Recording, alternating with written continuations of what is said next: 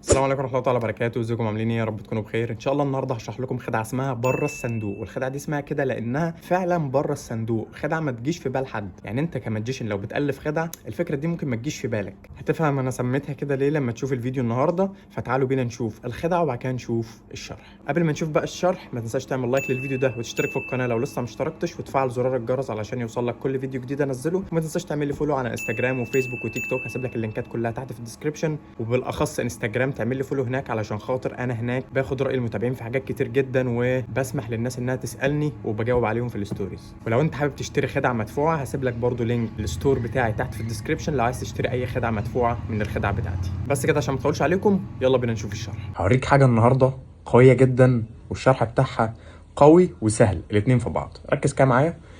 كلها زي ما انت شايف ارقام مختلفه. ممكن ارغبط الكروت باي طريقه اهو. طبعا انت مش محتاج تقول للشخص اللي قدامك انا بفنط، ماشي؟ ده بس للايه، للاهميه يعني، ماشي؟ طيب دلوقتي انا هنزل كروت، والمفروض الشخص اللي قدامي هيقول لي ستوب في المكان اللي هو عايزه براحته. يعني انا هفضل انزل كروت وهو براحته يقول ستوب في اي مكان. مثلا قال ستوب هنا، خلاص. طيب دلوقتي انت شوف الكارت اهو وانا مش هشوفه، تمام؟ طيب دلوقتي فكروا في الكارت. اوكي، تقريبا الكارت ده كان سبيدز، 2 سبيدز. خدعة قوية جدا جدا جدا واوعدكم انها تعجبكم. كملوا الشرح. اول حاجة يا جماعة عايزكم تعرفوا حاجتين. الحاجة الاولى هي ان في ترتيب لعلامات الكوتشينة اسمه تشيزد اوردر، وفي ترتيب تاني اسمه تشوكد اوردر. كلمة تشيزد عشان فيها سي واتش واس ودي، زي ما انتم شايفين انا كاتبها لكم بالشكل ده كده. سي اختصار لكلوبس، اتش هارتس، اس سبيدز، ودي دايموندز، تمام؟ فهي مجتمعة في كلمة تشيزد. سيبك من معناها بالعربي، انا ده ما يهمنيش، انا يهمني الترتيب ده: كلابس، هارت، سبيدز، دايموندز. يعني ورده، قلب احمر، قلب اسود، وسمبوكس او كارو. الترتيب التاني اللي هو شوكد، حرف الاس سبيدز، الاتش هارتس، طبعا الاو سيبك منها، سي كلوبس، والدي اللي في الاخر دايموندز، زي برضو ما انت شايفها كده.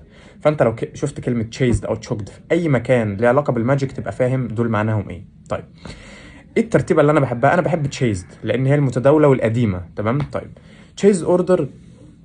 تشيز اوردر هو كلابس، هارت، سبيدز، دايموندز، تمام. دلوقتي انا عايزك تجيب رقم تليفونك. خلاص، انا رقم تليفوني 010 30 8 22 33 9. يا ريت بس حدش ايه يرن يعني. طيب بعد ما تجيب رقم تليفونك هتعمل ايه؟ هتبدا بالزيرو، خليه كلوبس، الواحد هارتس، الزيرو اللي بعد كده سبيدز، والتلاته دايموندز. بعد كده تعيد. انا دلوقتي وصلت عند التلاته، 30 8 3 0، فاهم؟ يعني زي ما انت شايف. بص هكتب لك قدامك اهو رقم موبايلي، وكل رقم مع الترتيبه، يعني معاه كلابس، هارت، سبيدز، دايموندز. ولما يخلصوا تاني هنرجع تاني نعيد كلابس، هارت، سبيدز، دايموندز لحد ما الارقام كلها تختفي. فبالتالي هيبقى عندي اهو الرقم. انا هنا الزيرو معوض عليه بكارت صوره شايب، ولو كروت الشايب خلصوا هنضطر نروح على الولاد. فتعالوا كده بالراحه نشوف اللي انا اقصده. 0 10 30 8 22 33 9. خلاص، ده رقم موبايلي جبته في ايه؟ في كروت كوتشينه. وبعد كده رتبت بالاوردر اللي هو تشيزد اوردر، اللي هو كلوبس، هارتس، سبيدز، دايموندز، كلوبس، هارتس، سبيدز، دايموندز، كلوبس، هارتس، سبيدز. خلاص كده الستاك دي انت المفروض حافظها. خلاص، بس مش عايزك تحفظ اللي هو ايه. الكارت الاول كان شايب وكلوبس، التاني كان واحد وهارت. مش عايزك تحفظها كده، احفظ بس ان هو رقم تليفونك وان هي ماشيه كلوبس، هارت، سبيدز، دايموندز. وانا هقول لك تعمل ايه. هتجيب الستاك دي بقى اسمها ستاك. يعني ايه ستاك؟ يعني شويه كروت مترتبه ترتيب معين انت بس اللي عارفه. خلاص، محطوطين في اول الكوتشينه.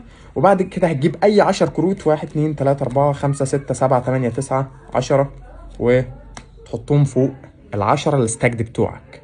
فاهمني؟ وكده يا معلم انت جاهز تعمل خدعه قويه جدا جدا. اول حاجه هتبدا بفيك شافل. فيك شافل هي ان انا كاني بفنط، بس انا في الحقيقه ما فنطتش ولا عملت اي حاجه. وتقدر تتعلم بانيك شافل، هتلاقيني سايبها لك برضو في الفيديوهات هنا في ديسبشن كلينيك كده. تستعمل فيها الترابيزه بطريقه جديده وقويه جدا، الشخص مش هياخد باله من اي حاجه. كده كله هيرجع زي ما هو. خليك بس فاكر ان الكارت المفتاحي بتاعك هيبقى الكينج كينج كلوبس، هنا في حالتي لان انا ببدا بزيرو 10، فطبيعي هبدا بزيرو يعني مثلا شايب، وعشان هو بدايه الكروت فهيبقى كلوبس. فخليك فاكر ان اهو ده الكي كارد، ده اهم كارت عندي. كده هعرف ان الستاك بتاعتي بادئه من هنا، وطبعا فوقيه اي 10 كروت عشوائيين. بتقول للشخص انا هنزل كروت.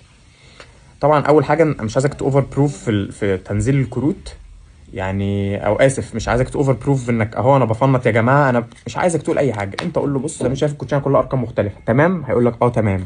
بعد كده هتعمل ايه؟ قول له بص اوريك حاجه النهارده قويه جدا، بس عايزك تركز معايا تركيز قوي. ماشي ماشي تمام. اي يعني ابني انت سيناريو، انا دلوقتي مش محضر سيناريو، بس انت ابني سيناريو للموضوع، لكن ما تعملش اوفر بروف للحاجه خلاص.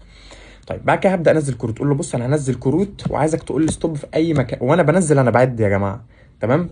عايزك تقول لي ستوب في اي مكان انت عايزه، المكان اللي يعجبك نزل فيه. انا مثلا دلوقتي نزلت 4، ماشي؟ طيب يلا. طبعا هتكون انت نزلت ال10 كروت بتوعك وبدات هنا في ال10 اللي انت حافظهم. لما تيجي على ال10 اللي انت حافظهم ابدا بطأ ايدك شويه، فبالتالي الموضوع هيبقى عامل كده. ركزوا. بص انا هنزل شويه كروت وانت قول لي ستوب في اي مكان يعجبك، المكان اللي انت عايزه، تمام؟ تمام. كده انا خلصت ال10 ودخلت على ايه؟ الكارت المفتاحي بتاعي. لو عايز تحط قلم رصاص نقطه كده بقلم رصاص هنا على الكورنر، حلو برضو. اللي هو انت بتفضل تنزل، قول لي ستوب في اي مكان انت عايزه، واول ما توصل عند الكارت بتاع الشخص، او سوري الكارت بتاعك الكي كارد، هتلاقي العلامه، فتبدا هنا ايه؟ تبطأ ايدك شويه، وهو مهما يقول انت بقى هنا هتبدا تعد يا باشا. ازاي؟ تاني وتالت. ركزوا معايا. بص انا هنزل كروت وعايزك تقول لي ستوب في اي مكان انت عايزه، اي مكان وقفني فيه، تمام؟ بص انا هنا نزلت الشايبه اوكي كارد، خلاص انا عمال بعد في دماغي، تمام؟ اول بقى ما انزل الشايب ببدا اعد رقمي. بص 0 1 0 3 0 8 2 2 3 3 هنا ستوب، تمام؟ يبقى هنا هحفظ 9. خلاص احفظوا انتوا هنا 9. طب انا عايز اعرف هي كلابس ولا هاردز ولا سبيدز ولا دايموندز. هعمل ايه؟ هعد في دماغي 9 ده كان انه رقم، اخر رقم يعني الرقم ال11 صح؟ 0 10 30 8 22 33 9. يبقى هعمل كده كلابس هارت سبيدز دايموندز في مخي برضو، او في ايدي كده، كاني مثلا بتكلم معاه وبعمل كده كلابس هارت سبيدز دايموندز، كلابس هارت سبيدز دايموندز، كلابس هارت سبيدز. يبقى 9 سبيدز. يبقى لو قلبت هتلاقيه 9 سبيدز. تاني يا جماعه، تاني اهو 1 2 3 4 5 6 7 8 9 10 11. هبدا انزل كروت، عايزك توقفني في المكان اللي انت عايزه مهما كان، قول لي ستوب في المكان اللي انت عايزه. هنا انا بدات انزل اهو اول كارت 0 1 0 3 0 8 2 ستوب. هنا اكيد تمام، احفظ الكارت ده كويس بالعلامه. خلاص انا مش شايف اي حاجه دلوقتي، انا عارف ان هو 2 لان انا بدات اعد رقمي بعد ما ال10 كروت الاولانيين خلصوا. حلو حلو. طيب انا عارف ان هو اول 2 يبقى 0 10. بص انت طبعا هتبقى بتعمل كده، قول له فكر في الكارت بتاعك كويس. اوكي وتعمل كده 0 10 30 8 2. يبقى هو الرقم ايه؟ الرقم السابع. خلاص بعد كده تبدا كلابس هارت سبيدز دايموندز، كلابس هارت سبيدز. يبقى هو كده 2 سبيدز، تمام؟ او سوري 2 دايموندز لان هو الاثنين الثانيه. انا رقم 0 10 30 8 22 2 2، تمام؟ فهو الاثنين الثانيه. فانت خليك عارف ان هو ايه. انت بس التركيه كلها انك تبقى عارف مكان الرقم، وبالتالي هتقدر تعمل العلامه بتاعته بالطريقه اللي قلت لك عليها. طيب ده اول سيناريو. في سيناريوهين تانيين، وهما ان الشخص يقول لك ستوب في اول 10 كروت، او ان الشخص يقول لك ستوب بعد رقم موبايلك اصلا. في الحالتين دي هتعمل ايه؟ هنا هتستخدم بلان بي. بلان بي هي انك تبقى محضر اي خدعه تانية. يعني ولنفترض اهو انا بنزل، قلت له قول لي ستوب في اي مكان انت عايزه، ماشي؟ نزلت خلاص الكروت اللي ملهاش لازمه. بعد كده بدات في رقم تليفونك، وبرده الشخص حب يتبرد عليك وما قالش ستوب، ماشي؟ وقال لك بقى مثلا ايه ستوب هنا، قول له تمام احفظ الكارت كويس بالعلامه. وبعد كده تحط الكارت ده هنا اللي هو اختاره ايا كان هو ايه، ترجع باقي الكروت بس ببريك، وتقلب بقى الخدعه خالص لخدعه تانية، مثلا زي انك تقول له بص انا هفنط الكوتشينه. طبعا تحافظ على اول كارت، هبقى اشرح لكم برضو الحاجات دي. قول له فكر في كارتك، اي ثينك ان هو ده 9 دايموندز. ايه ده بجد مش 9؟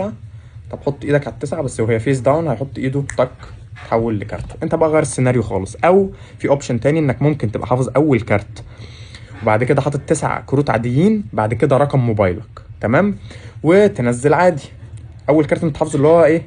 جاك سبيدز. هتنزل 6 7 8 9 10. بعد كده هنا رقم موبايلك، ولنفترض ان هو يا عم قال ستوب في اي مكان هنا، ماشي، او بعد رقم موبايلك مش هتفرق. فتعالى مثلا هو حفظ ده، هتحط الكارت وبعد كده تشيل دول كلهم تحطهم فوق ايه؟ فوق كارته. فبالتالي الكي كارد بتاعك اللي انت حافظه من البدايه اللي هو اول كارت اللي هو جاك سبيدز هيبقى فوق الكارت بتاعه. فكده بقى كي كارد، وتقدر تعرف الكارت بكل سهوله بعد ما تعمل فيك شافل. تفرد الكوتشينه، قول له فكر في كارتك، حاول اعرف مكانه. وانت طبعا بتحسس لازم تفرد الكروت كويس، تبقى شايف كل كارت عشان تشوف الجاك سبيدز بعدها كارت ايه. فانا اهو هبدا افتح كل الكروت وخلاص. شفت ان هو 4 كلوبس بسبب بص الكارت بتاعه هنا. وبس دي كانت الخدعة، اتمنى تكون عجبتكم، قوية جدا جدا جدا وتدربوا عليها كتير. ولو حد عنده اي اسئلة ما تنساش تكتب لي تحت في الكومنتس. ودي كانت خدعة سحرية بدون اثار جانبية. شكرا ليكم واشوفكم في حلقات تانية جديدة، وسلام عليكم.